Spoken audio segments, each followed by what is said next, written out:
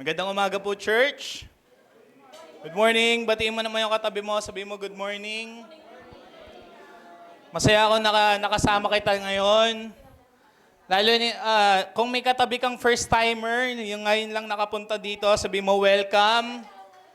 Masaya ako na nandito ka ngayon. At sana hindi ito yung last na makikita kita dito. Ayan. At, ayan, pangalan ni Kuya? Ha? Lolo? Jolo. Kala ko Lolo eh. Magbe-bless sana ako eh. Si ate? Ha? Romary. Welcome kayo dito sa new home. Ayan. Kayo, welcome back. Magkapatid kayo? Ayan. Sino mas matanda sa inyo? Good morning. At syempre, welcome back sa aking tito, si Tito Jong. And pagkatapos ng marubdob na pananalangin ng aking tatay na nasa Canada para sa kanya, nakabalik na siya dito. Ayan. At syempre, welcome din sa bawat isa. Welcome sa new home. And again,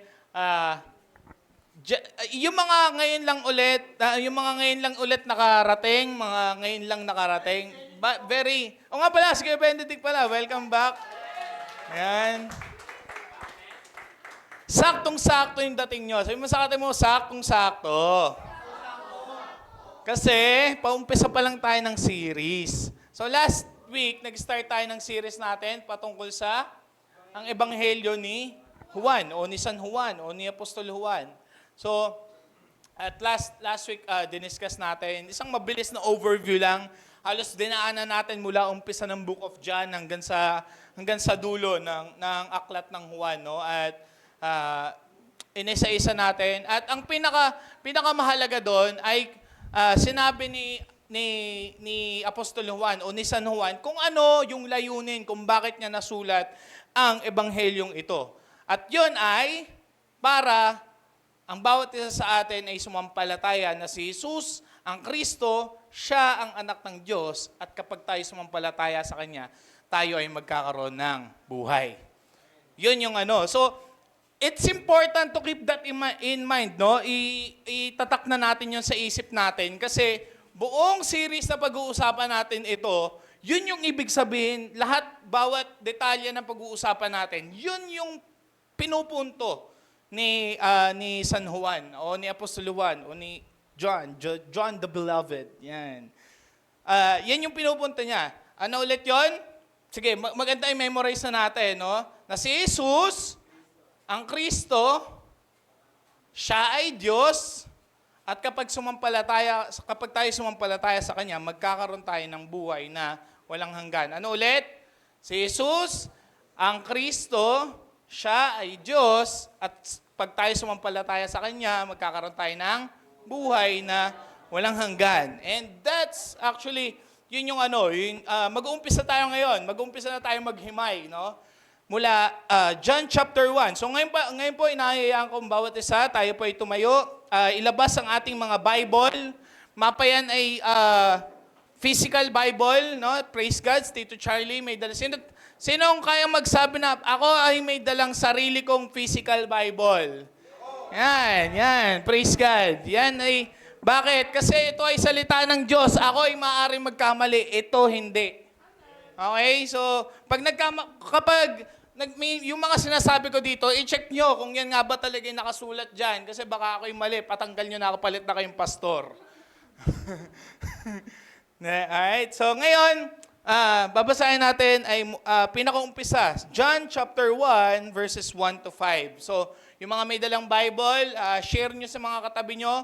Kung hindi naman, meron din pong available na nasa screen natin na pag-uusapan natin. Okay, sabay-sabay po nating basahin in 3, 2, 1, go. Nang pasimula, naroon na ang tinatawag na salita.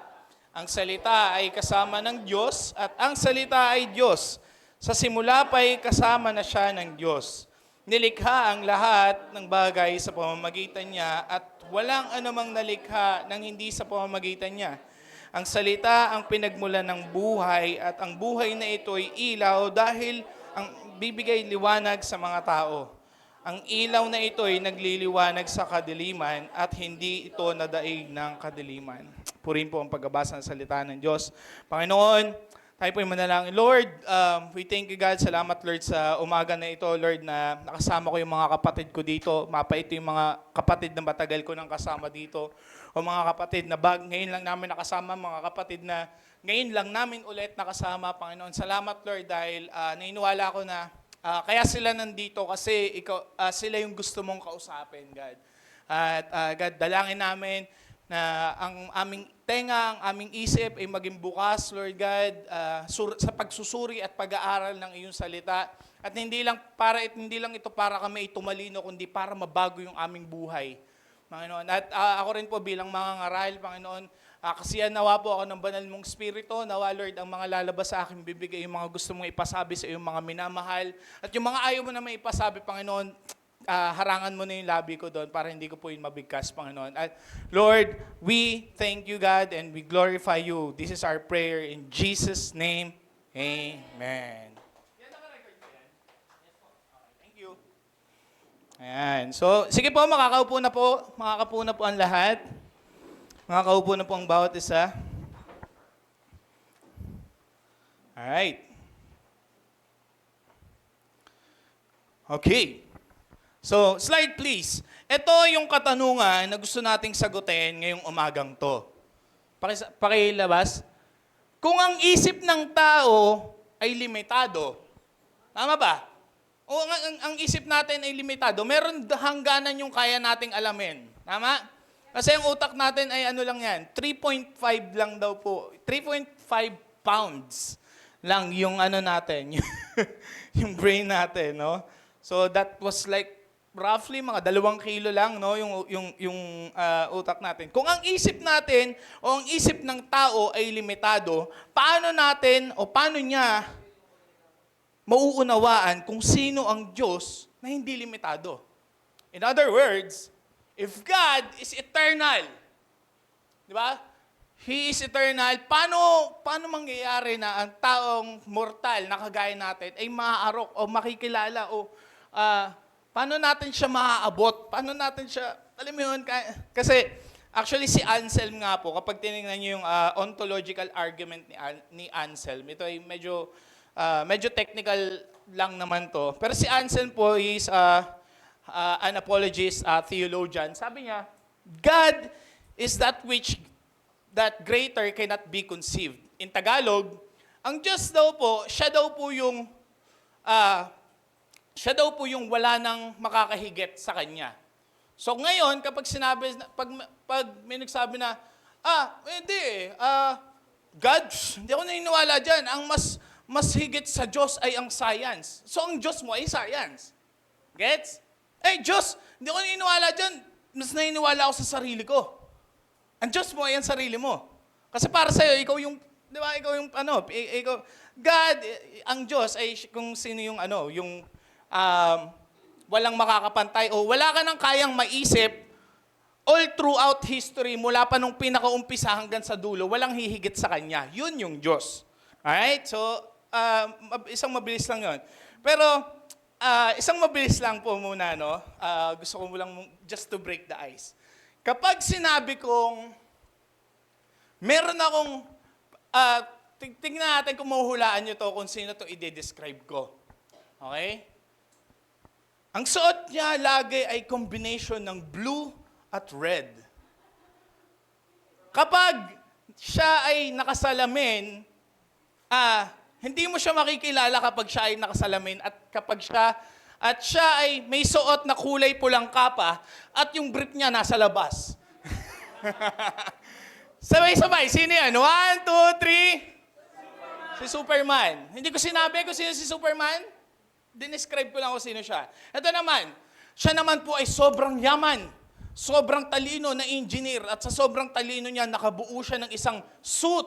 At yung suit na yun yung, dahil doon sa suit na yun, nakakalipad siya. Pero yung suit na yun, kailangan merong yung nagliliwanag na nasa dibdib niya. Sino yun? And 3, 2, 1?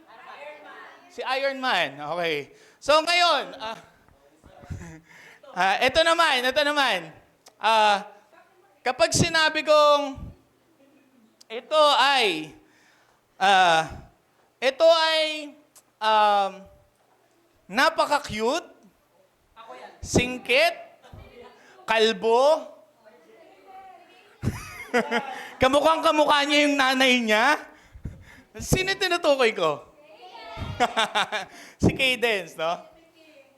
Pero kapag sinabi ka naman na siya ang salita, nandun na siya mula pa nung umpisa, walang makakahigit sa kanya, siya ay Diyos, siya ay liwanag, siya yung sa kanya nagmumula ang buhay, lahat ay nalikha sa pamamagitan niya. Sino yung tinutukoy ko? Si Jesus. So, at least siguro mga 30 to 40% sa atin yung sumagot, no? Na si Jesus 'yon, no? Baka yung iba sabihin, ano 'yan? Baka iba yung sagot, no? For SL muna kayo ulit, ma'am. Pero what's the point? Bakit ko ito sinasabi? Kasi ganito inumpisahan ni John yung gospel niya. Kung papasanin ninyo, verse 1 to 5, may nabanggit bang pangalan Jesus? May nabanggit ba yung pangalan ni Jesus? Wala. Ang binigay ay description niya. Pero, tayo, alam na natin agad kung sino siya. Tama? Wala pa siya. Ang sinabi lang, ng pangsimula, naroon na ang salita. Ang salita ay kasama ng Diyos at ang salita ay Diyos. Walang binanggit na pangalan, pero kilala natin kung sino siya. Tama? Ganon ay inumpisahan ni John yung gospel niya. Actually, the very first word na sinabi niya, ano sinabi? Nang pasimula. Nang pasimula. So, hinit agad tayo, parang sinapak tayo agad ni John ng, eto, ganto ka magic, ganto ka luwalhati, ganto katindi yung kaluwalhatian ng Diyos. Sa Genesis, ano yung sinabi? Pinakaunang word sa Genesis? Nang pasimula. So, umpisa pa lang, sa umpisang first two words ng Bible, nang pasimula, sinapak na agad tayo in the face. Di ba? Na ang Diyos, nag-exist na siya mula pa nung umpisa. Okay? Dito naman, ganun din ginawa ni John. Sinapak din agad tayo ng kaluwalhatian, no? Ito yung Diyos. Ganto ang Diyos. Parang hindi tayo binigyan ng, parang ang Diyos ba ay nag-e-exist? No? Walang ganon. Hindi niya hinihingi yung opinion natin. Di ba? Ito, napakahalaga. So, ang sabi dito, siya ay ang salita.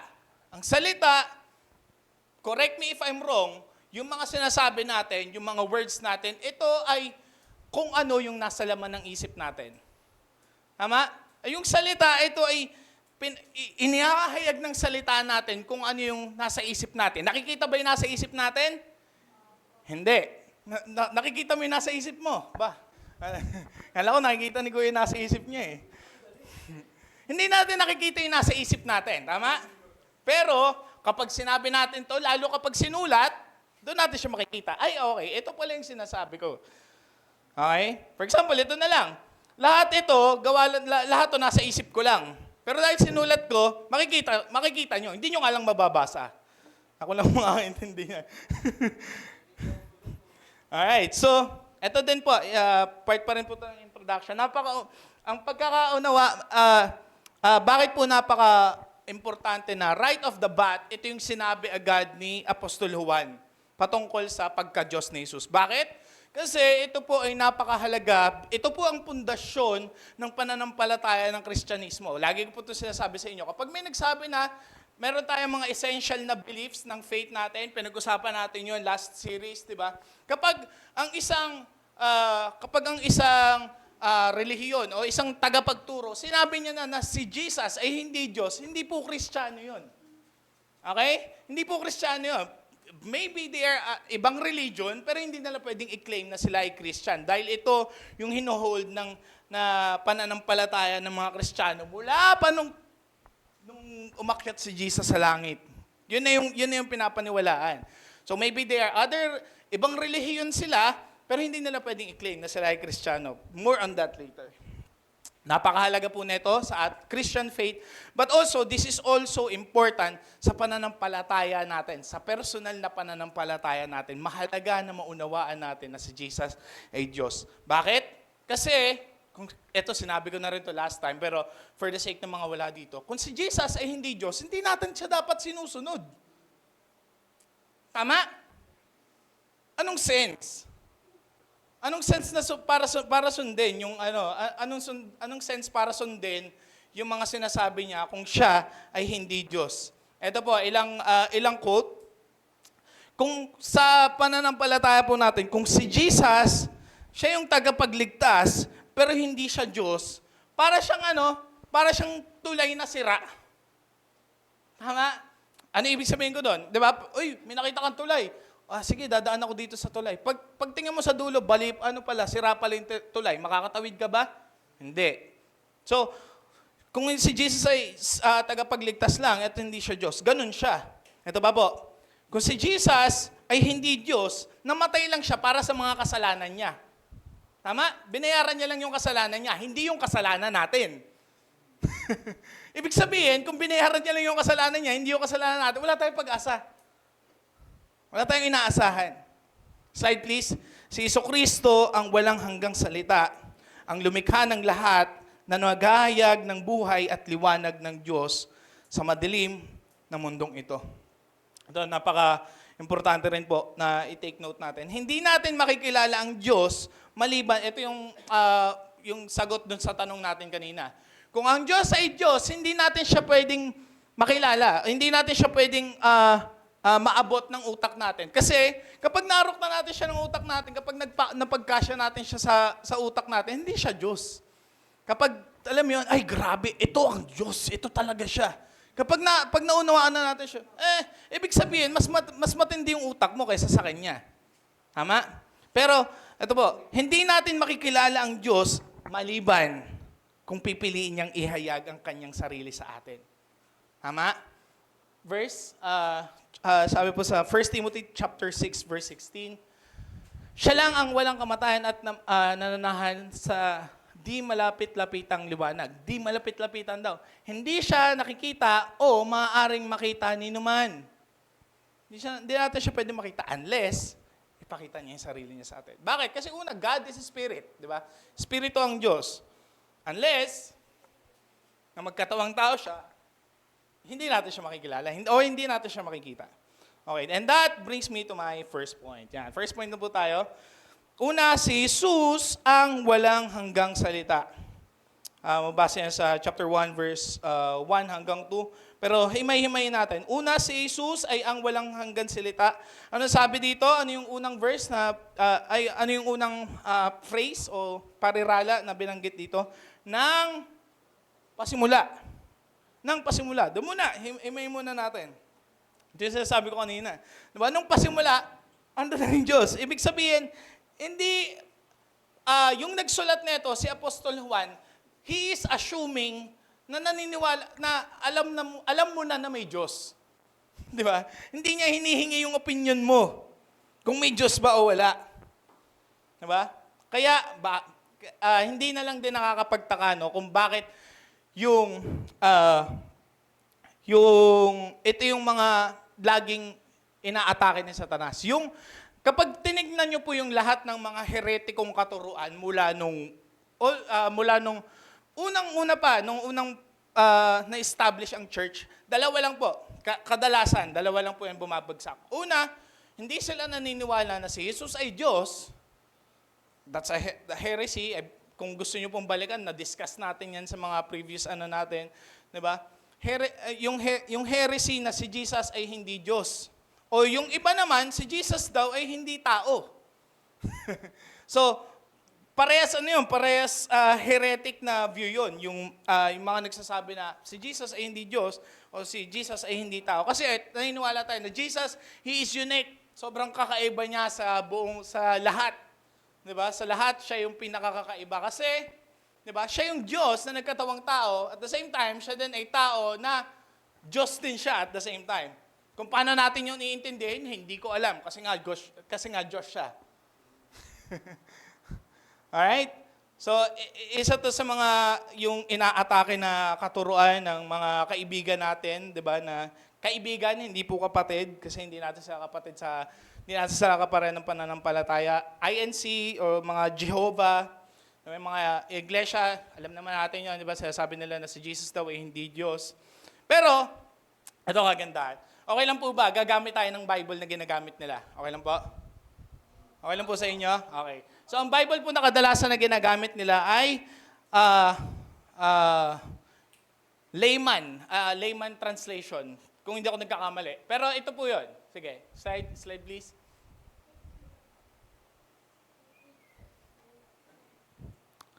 Ito yung mga kadalasan na ginagamit nila. Colossians chapter 1 verse 15. So same Bible, pero meron silang pinipili na translation. Lamsa. Colossians chapter 1 verse 15. Ito sabi dito, He is the image of the invisible God, the firstborn of every creature. So ibig sabihin, siya daw yung kauna-unahan sa lahat ng nilikha. Nilikha pala siya eh. Eh di ano lang pala siya, eh di siya pala yung ano. Kung nilikha siya, ibig sabihin hindi siya Diyos. Kasi nilikha lang siya eh. Okay? Pero, yan lang po yung, alam mo yun, gano'n naman sila eh. Alam mo yung pitas ng verse dito. Pero, tignan lang natin yung kasunod na verse. Same translation, Lamsa translation, pero tignan nyo po. And through Him, were created all things that are in heaven and on earth, visible and invisible, whether imperial thrones or lordship or angelic orders or dominions, all things were in His hand and were created by Him. And He is before all things, and by Him all things are sustained. Same Bible, same translation, kasunod na verse lang. Ano sabi? In His hand, all things were in His hand, were created by Him. Lahat daw po ay nalikha sa pamamagitan ng kamay ni Jesus. Alright? So lahat ng nilikha ay kung ang lahat ng nilikha ay nalikha sa pamamagitan niya, ibig sabihin hindi siya nilikha. Tama, mali? Tama, mali? For example, ito ginawa lang to.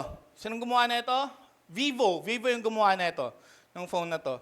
Pero ang tanong ko sa inyo, yung may-ari ba ng Vivo nasa loob ng cellphone na to? Wala. I think you get my point. Tingin ko naman na-gets ninyo. Tama po? Alright, so tuloy tayo.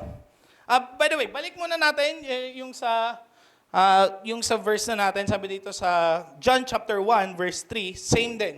Nilikha ang lahat ng bagay sa pamamagitan niya at walang anumang nalikha ng hindi sa pamamagitan niya. Okay?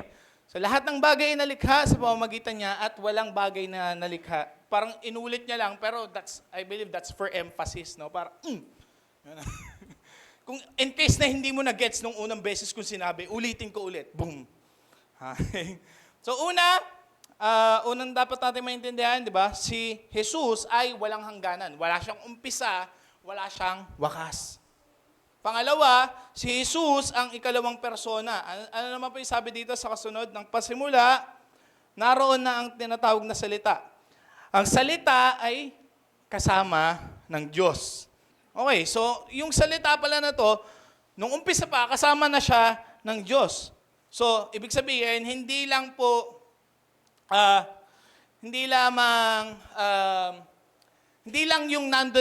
sila magkasama mula nung umpisa. They have a close relationship with each other. Di ba? They have a very close relationship with each other. And again, this will bring yung topic ng Trinity, di ba? Na ang paniniwala natin bilang Kristiyano, tayo naniniwala that there is one God, isa ang Diyos, hindi tayo naniniwala na tatlo ang Diyos. Amin po. Naniniwala tayo, isang Diyos, pero tatlong persona. Isang ano? Ano ba siya? Diyos. Tatlong sino? Okay? Kung sino siya? Diyos Ama, Diyos Anak, Diyos Espiritu Santo. And I think you get the point. So, pero again, I will not go as far to say na dahil sinabi ko to, ay maiintindihan nyo na agad kung sino yung Trinity, no? Di ba? which is 2,000 years ago pa po pinagdedebatihan niya kung sino yung Trinity. But, nonetheless, yung Bible po ay, kung gusto niyo pong balikan, again, na-discuss na rin natin to sa mga previous series natin, no, about kung sino ba si God, di ba? And yung nature niya. So, hindi siya kayang arokin talaga ng isip natin. Di ba? Kasi again, kung kaya natin siya isipin, kung arok siya ng isip natin, ibig sabihin, mas greater yung isip natin kaysa sa kanya. Pero hindi ganon. And next, una, si Jesus ay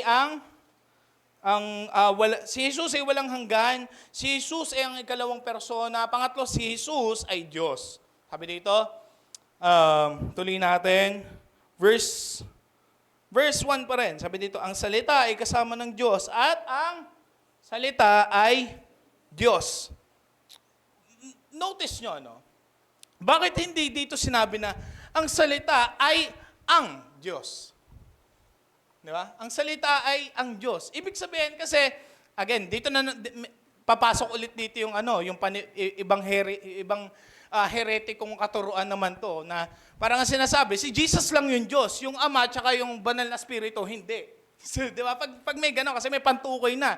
Kung ang salita ay si Jesus, tapos sinabi nila na ang salita ay ang Diyos, ibig sabihin, si Jesus lang yung Diyos, which is hindi gano'n. Di ba? We believe that God the Father, God the Son, God the Holy Spirit. Okay. So, just for emphasis lang po. So,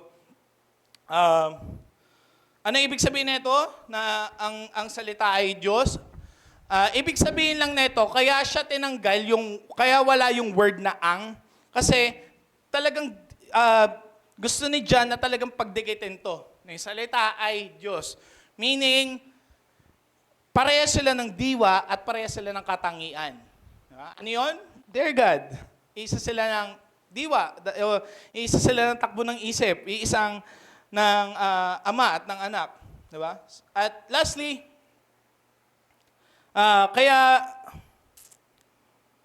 ayun. Actually, alam niyo po ba, ito yung dahilan kung bakit gustong patayin si Jesus ng mga Hudyo. Tingnan natin yung verse. Andiyan ba? Yan, sabi. Dahil sa sinabi ito ni Jesus, lalong sinikap ng mga pinuno ng Hudyo na patayin siya sapagkat hindi lang niya nilabag ang batas tungkol sa araw ng kundi tinawag pa niyang sarili at tinawag pa niyang sariling ama ang Diyos. At sa gayoy, pinapantay ang sarili sa Diyos. Nakakaano nga ito no? Parang ngayon, sa kultura natin, no? Parang sino dito yung lahat, narinig na yung sinabi na, ay lahat naman tayo anak ng Diyos. Ay, narinig nyo na yan, di ba? Nung time ni Jesus, pag sinabi mo yun, papatayin ka na.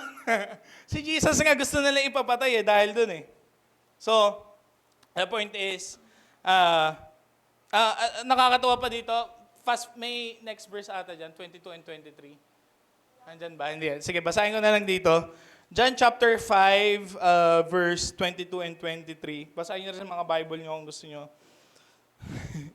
Sabi dito, dahil ibinigay niya sa akin ang lahat ng kapangyarihan humatol upang parangalan ng lahat ang Ama.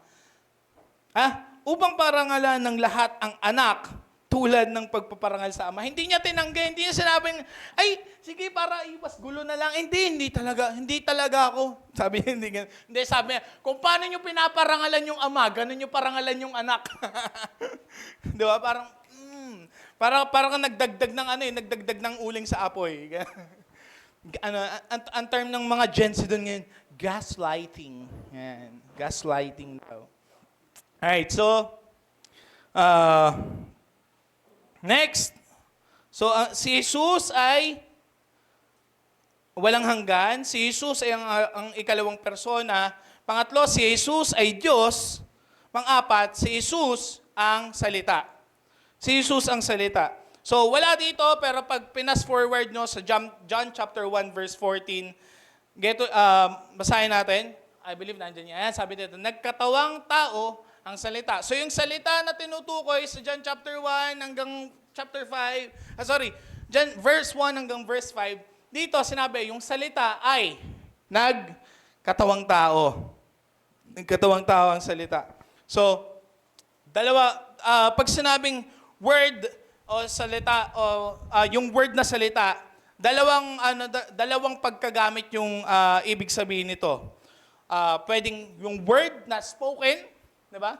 Yung word na sinasabi, or ibig sabihin ang isa pang ibig sabihin, pag tinignan niyo yung Greek na translation niya is logos.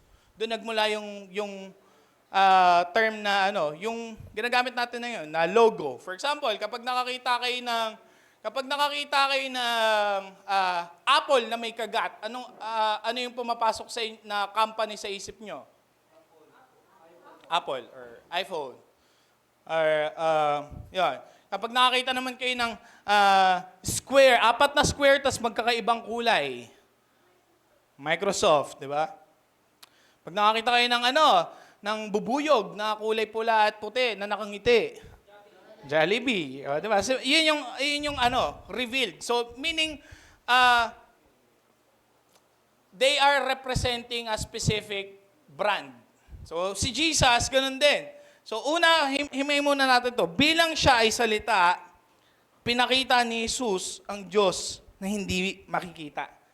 Inihayag niya. Sa pamamagitan niya, nahayag kung sino yung Diyos. Ang Diyos ay hindi nakikita, pero sa pamamagitan niya, nahayag kung sino ang Diyos. John chapter 1, verse 18.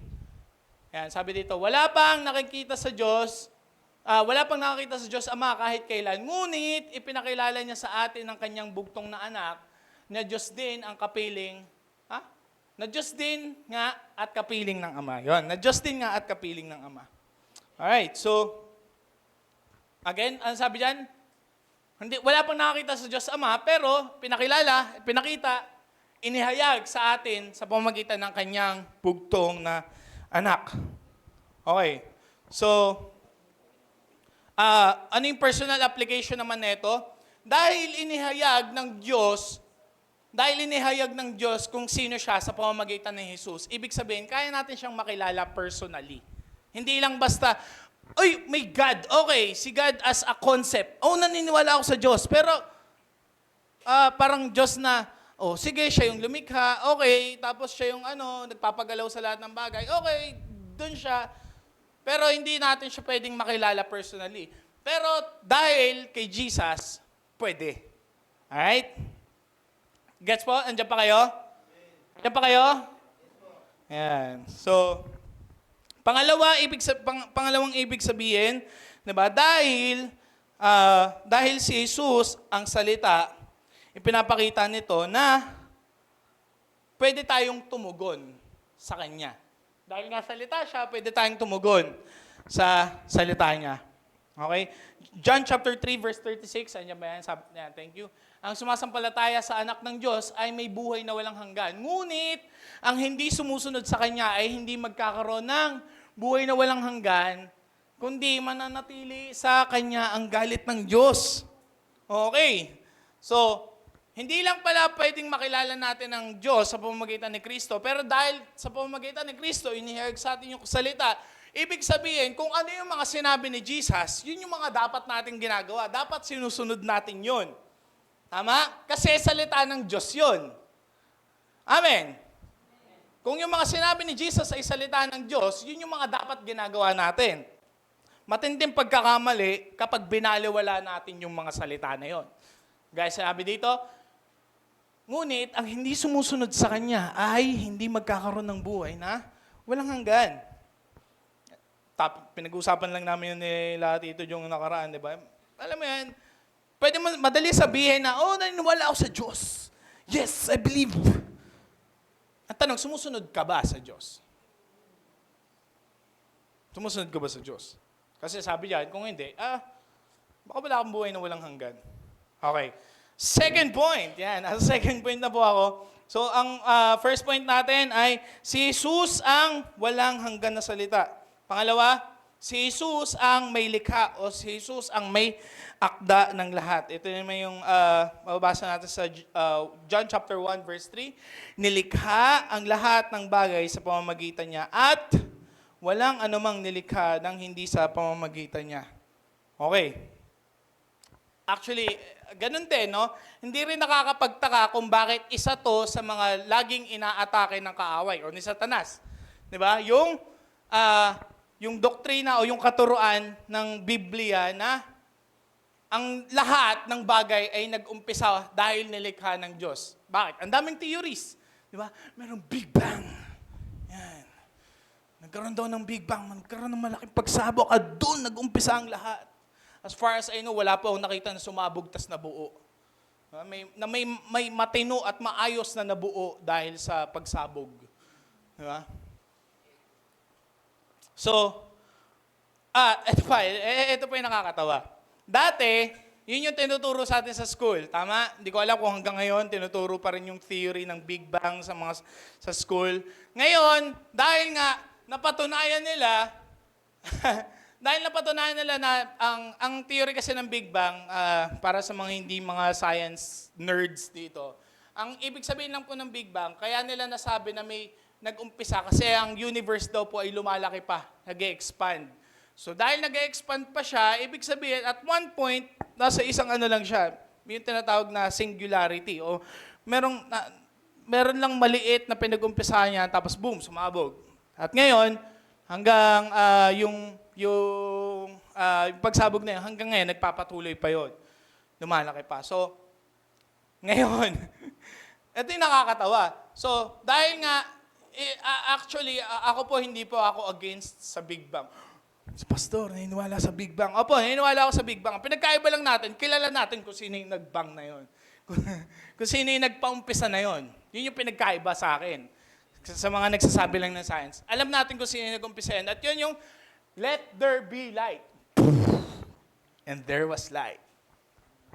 Di ba? Kilala natin kung sino. Ngayon, dahil ibig sabihin, kung may Big Bang, may umpisa. Kung may nag-umpisa, ibig sabihin may nagpa-umpisa. Hello? Kung may umpisa, ibig sabihin mayroon nag-isip na, ay gusto ko tong umpisahan. Okay? So, actually, yung Big Bang, hindi po siya nagko-contradict sa kung sino si God. O kung ano yung ginawa ni God. At ngayon, ang ginawa ng mga scientists naman, okay, sige, hindi pala, Big Bang, ano lang pala, yung nagkaroon naman ng theory of relativity o yung multiverse, na ay baka yung universe natin, isa lang siya sa mga madami pang universe. So, para sa akin, they're just making stuff up, nonsense, kasi kung meron mang ganon, kung meron mang madaming universe, it still demands. Tanong, kung madaming universe, syempre hindi pa rin may iwasan. Saan nag-umpisa yun? Paano dumami yun, yung universe? Saan nag-umpisa? It doesn't negate. So, anyway, hindi siya nagme-make sense sa akin. Kasi, bakit? Bakit ito yung laging inaatake? Kasi, kapag napatunayan, yung pinapaniwalaan natin na ang Diyos, ang lumikha ng lahat, ito ay nagpapakita ng kapangyarihan at ng karunungan ng Diyos. Ay, ibig sabihin nito, pinapakita na ito na tayo ay limitado at ang Diyos hindi. Siya yung may hindi limitadong kapangyarihan at may hindi limitadong karunungan. Anong ibig sabihin nito? Ibig sabihin, hindi tayo yung Diyos. Tayo kasi ganun gusto natin eh. Ay, kaya yung iba, yung iba kaya ayaw sumampalataya sa Diyos. Hindi naman dito yung problema. Dito yung problema. Kasi ayaw natin sumunod sa Diyos. Gusto natin nasusunod yung sarili natin. Amin po ba? Okay, so, kung si Jesus ang may likha, siya nga ay Diyos at hindi tayo Diyos. Third point, si Jesus ang may akda ng buhay. Sabi dito, ang salita ang pinagmulan ng buhay at ang buhay na ito'y ilaw dahil ito ang nagbibigay liwanag sa mundo. So, sinasabi dito, ang buhay ay, actually nga rin ang buhay, nagtuturo siya pabalik sa Diyos. Tinuturo tayo ng buhay pabalik kay Jesus. Okay, sige, ano yung ibig sabihin ko dito? Okay, sige, sabihin natin na, okay, sumabog lahat, Big Bang, pero, saan nag-umpisa yung buhay natin? Hindi pa rin masasagot ng siyensya yung tanong na yun. Saan nag-umpisa yung tao? 'Di ba? May iba sabi, galing daw sa unggoy, ganyan, nag-evolve. Payag ka nun? Pero sige, sabihin natin, nanggaling tayo sa unggoy. Okay, saan galing ang unggoy? Sabi, galing daw sa mga microorganisms na billions of years ay lumitaw sa dahil may water daw sa earth. Kaya nagkaroon ng may mga microbes, may mga mikrobyo daw na nabuhay at nabuo. At yun daw yung pinag-umpisahan ng buhay. Ang tanong pa rin, saan nagsimula yun? Okay. Pag mga scientists o mga atheists tinanong, ang dami mong tanong, yun lang sasabihin sa'yo. Dami mo masyadong tanong. Di ba? So, yun, ang Diyos ang may akda. Kaya ang buhay, the fact na tayo humihinga ngayon, it points us back to our Creator.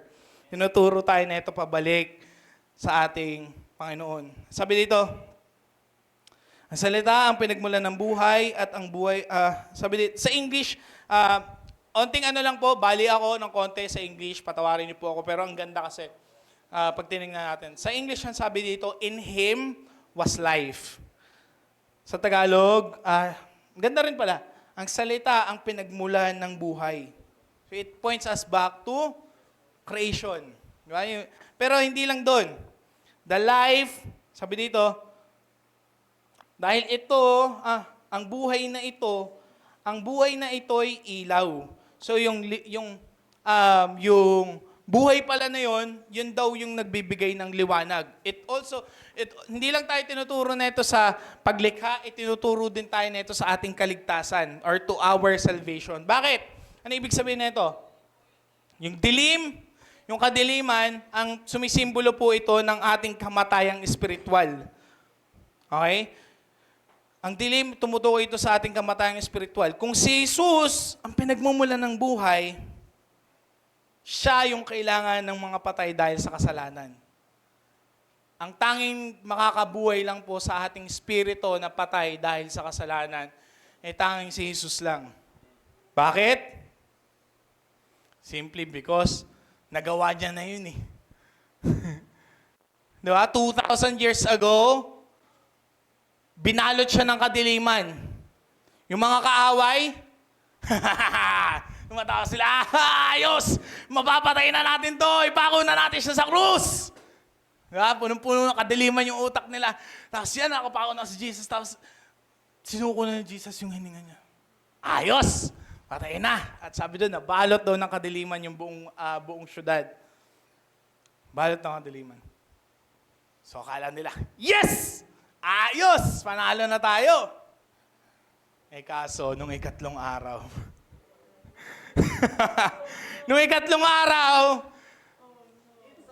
biglang sumabog, boom! Yung malaking bato na nakatakip doon sa libingan niya, it was rolled away and our Savior has risen. Napagtagumpayan niya yung kadiliman, napagtagumpayan niya yung kamatayan dahil siya yung tunay na liwanag at sa kanya, siya yung tunay na buhay. Naalala niyo pa nga last week nung sabi ko, nakakatawa itong mga taong to. Nakita nila na ito si Jesus, si Lazarus, yung kaibigan niya, binuhay niya mula sa, tapos papapatay. Doesn't make sense, pare. So ang liwanag na kailangan ng mga nasa dilim ay ang kaluwalhatian ng Diyos. At sino to? Yung kaluwalhatian ng Diyos? Ito, yung kaluwalhatian ng Diyos ay pinakita sa atin sa pamamagitan ni Jesus. And last point. This is my last point. Sabi dito, kay Jesus lamang nagmumula ang tunay na ilaw na kailangan ng mundo nating nasa spiritual na kadiliman. Verse 5, sabi dito, ang ilaw na ito'y nagliliwanag sa kadiliman at hindi ito nadaig ng kadiliman. Ay gusto ko pong kasi itong word na nadaig, yung original na language na ginamit nito, merong dalawang ibig sabihin. Kaya pag tinignan niyo yung mga Bible niyo, ewan ko kung may mga footnotes ba yung mga Bible niyo. Sabi dito, at hindi siya nadaig ng kadiliman. Pero pwede rin siyang hindi ito naunawaan ng mga nasa kadiliman. Okay. So two things. Pwedeng hindi siya nadaig ng kadiliman kasi yun nga, kagaya sabi ko, napagtagumpayan niya ang kadiliman, pinako siya sa krus, ngunit pinagtagumpayan niya yung dilim. Pero at the same time, yung second meaning niya ay hindi siya naunawaan ng kadiliman. Himayin ulit natin. Kahit gaano po kadilim ang isang kwarto, kapag nagbukas ka ng ilaw, mawawala yung kadiliman. Tama? Mawawala yung dilim. Hindi man buo, pero at least may makikita ka na. Tama? Kahit gaano pa ka-pitch black yung kwartong yan. Ganun yung ginawa ni Jesus. Yung liwanag niya ay pinagtagumpayan ng liwanag niya yung kadiliman. Ito yung sinasabi ko kanina. Pinako si Jesus, ngunit, tinalo niya ang kadiliman sa pamamagitan ng kanyang muling pagkabuhay. Ito lagi ko sinasabi sa inyo eh. Pwede niyo akong, walang makakauga ng pananampalataya na meron ako. Bakit? Kasi isa lang yung pinanghahawakan ko. At yun yung katotohanan na si Jesus ay muling nabuhay. Wala pang Bible, hindi pa nasusulat yung Bible. O meron man, magkakahiwalay pa yan, mga scrolls pa lang yan. Wala pang Bible, pero yung pananampalataya natin, nagmula yon sa isang pangyayari. Ano yung pangyayaring yon? Yun yung muling pagkabuhay ni Jesus. Maaalog mo lang yung pananampalataya ko kapag napatunayan mo sa akin na si Jesus ay hindi muling nabuhay. Yun lang. Kapag napatunayan mo sa akin na si Jesus ay hindi muling nabuhay, sarado na natin itong church, magwatak-watak na tayo. Balik na lang tayo sa dati nating buhay. Kung hindi na muling nabuhay si Jesus. Hindi kayang pagtagumpayan kahit kailan ng dilim ang liwanag. Anong ibig sabihin nito? Kasi yung kaligtasan, kapag tayo naligtas, kapag naliwanagan talaga yung puso natin sa pamamagitan ng mabuting balita ng Panginoon, sa pamamagitan ng pagsampalataya, kung ano man yung kadiliman na naranasan mo sa buhay mo, hindi yun kayang pagtagumpayan yung liwanag na tinanggap mo. Bakit? May hope. Ano mang dilim na naranasan natin ngayon, alam natin na one day, makakasama natin yung eternal, walang hanggan, walang simula, walang wakas na liwanag. At yun ay si Jesus.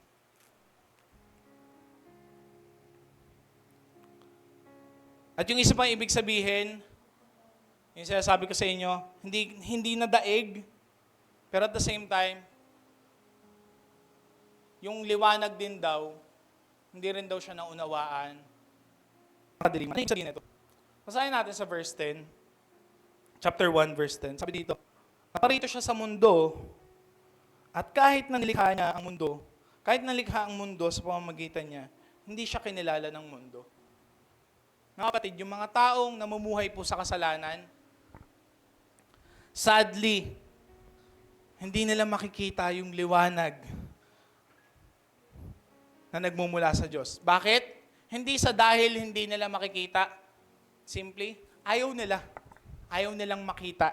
Meron silang, may piring yung mata nila. Ayaw nila sa liwanag. Ito sabi dito, chapter 3, verse 19 and 20. Hinatulan sila dahil dumating ang anak ng Diyos bilang ilaw dito sa mundo. Ngunit, mas ginusto nilang manatili sa dilim kaysa lumapit sa Kanya na nagbibigay liwanag dahil masama ang mga ginagawa nila. Ang taong gumagawa ng masama ay ayaw sa liwanag at hindi lumalapit sa liwanag dahil ayaw niyang malantad ang kanyang mga gawa. Bakit? Bakit ayaw ng kadiliman sa liwanag? Kasi nga, yung mga tinatago natin sa dilim, malalantad po yun. Kaya ayaw natin sa liwanag. Yun yung default nating mga tao. Mas gusto natin yung mga ginagawa natin secret. Secret lang yun, akin na lang yun. Ayaw natin sa liwanag. Dahil ang mga kasalanan ay nabubuhay sa kadiliman. At hindi nila makikita kung sino talaga si Jesus.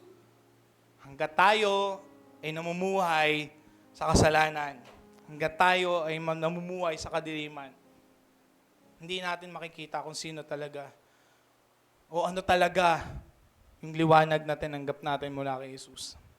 At syempre, kaya ulit ako napapatagal kasi wala pang background music si Ate Sel. Kanina pa ako nagsasabi na nasa last point na ako.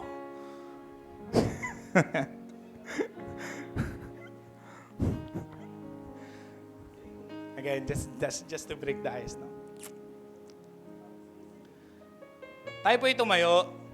Ako po ang bawat sa tayo po'y tumayo. Simple lang yung iiwan ko ulit.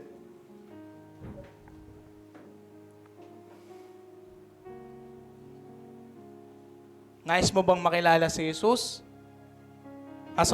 Nais mo bang makilala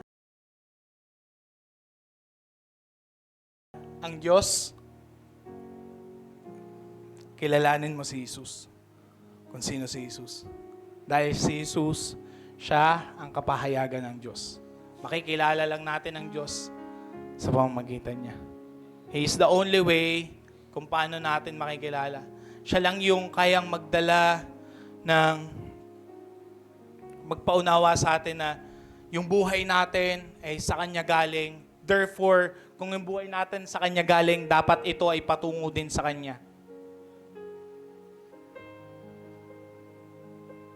Kung ikaw, sa tingin mo, ay ikaw ay namumuhay sa kadiliman, lumapit ka sa liwanag.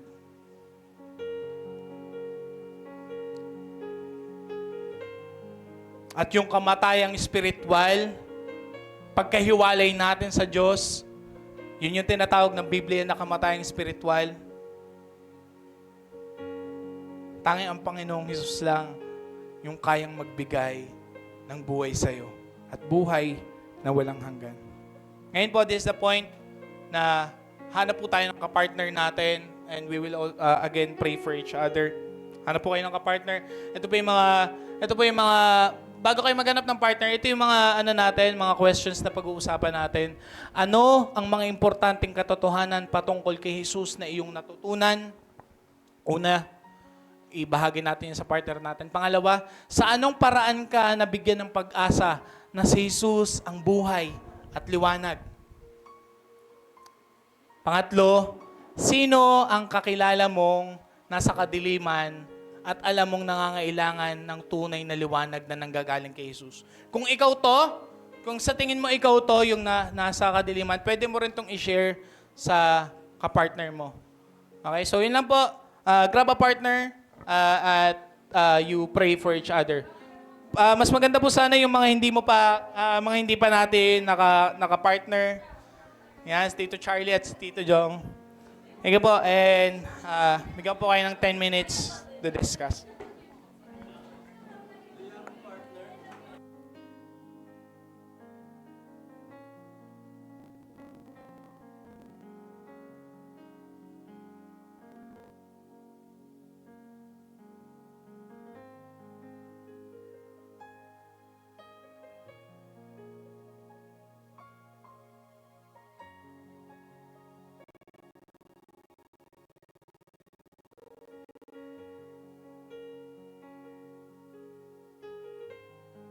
Pag-usapan niyo po, tapos huwag niyo pong kalimutan na ipag-pray din po ang isa't isa, ha?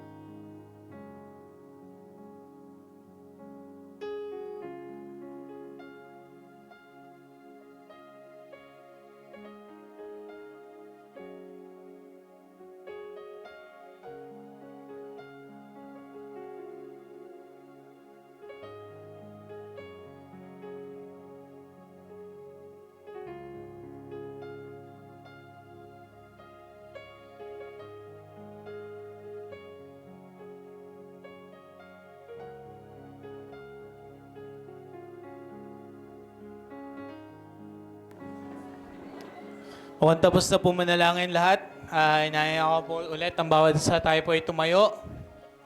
At let's close prayer. Tayo po tayo.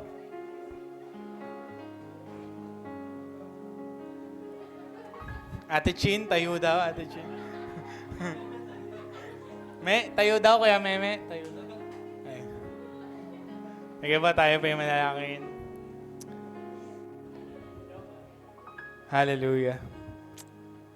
We praise you, Lord. Dakilahin ka nga po, Panginoon. Purihin ka, sambahin. Tunay nga, Panginoon, na salamat, Lord, sa pagkakataon na maipanalangin namin ang isa't isa. Salamat sa pagkakataon na maunawaan. Kung meron, Lord, na mga maling paniniwala, Lord, na binasag ka sa amin ngayon, salamat po. Salamat, Lord. At God, kung meron ka pong mga nais pong ipagawa sa amin, tulungan mo po kami, Panginoon. Lalo-lalo na, Lord, yung mga tao na pinapanalangin namin, yung mga tao na kakilala namin na nangangailangan, mga kakilala namin, Lord, na mga taong nasa kadiliman. Dalangin namin, Lord, na yung buhay namin ay maging magandang refleksyon ng liwanag na nagmumula sa tunay na liwanag at yun ay si Kristo, Panginoon. Nawa, Lord, makita sa amin yung katangian ni Kristo. Makitaan kami ng katangian ni Kristo at magliwanag ang buhay namin para sa iba. Lord, bigyan mo po kami ng pagkakataon, Lord, na may bahagi ang liwanag na ito sa kanila. Salamat, Lord. Yung mundo namin na to, sobrang nangangailangan to, Lord, ng liwanag. At Lord, hindi man, bawat isa man sa amin, God, kagaya ng ilaw, maaaring sa isang direksyon lang, may ituro yung ilaw na to sa isang madilim na kwarto. Pero Lord, kung sama-sama kami na magliliwanag sa tulong mo, Panginoon, yung bawat isang ilaw namin, Panginoon, ay dadalhin namin at pupunuin namin ng liwanag. Kami yung magsisilbing liwanag sa dilim sa pamamagitan ng ilaw na tinanggap namin mula sa inyo. Salamat po, Panginoon. Thank you, Lord. Ito po ang aming samot dalangin sa ngalan ng Ama, ng Anak, at ng Espiritu Santo. At po yung magsabi ng Amen. Amen.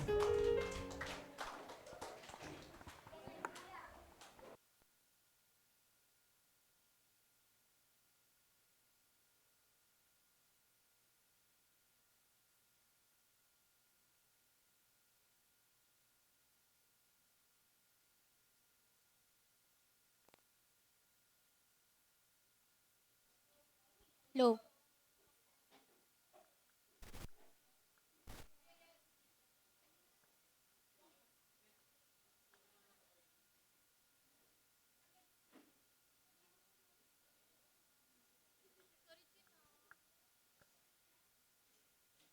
Ayan. Good morning, you home! Ayan. Ayan, update. Nakatayo na po ako. Opo, nakatayo na ako. Ayan, so good morning po sa bawat isa. Nakakatuwa naman po. Dahil marami tayong first-timers, second-timers, and mga nagbabalik. So, palakpakan naman natin ang Panginoon sa buhay ng mga taong ito. And Lord tuloy. And ngayon po, meron lamang po akong gustong i-announce sa inyo. Ito po yung mga gawain natin. And ginagawa natin to para sa Panginoon. So, every Tuesday po, meron tayong mentoring.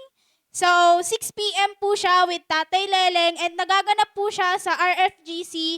Malapit lang po siya sa may 7-Eleven. So, lahat po kayo ay ine-encourage ko po ang bawat isa na umattend sa ating mentoring. And every Wednesday naman po, meron po tayong Dawn Watch. So, share ko lang po na first time ko pong umattend ng Dawn Watch and sobra pala talaga siyang nakakagaan sa pakiramdam kasi umaga pa lang, salita na agad ng Panginoon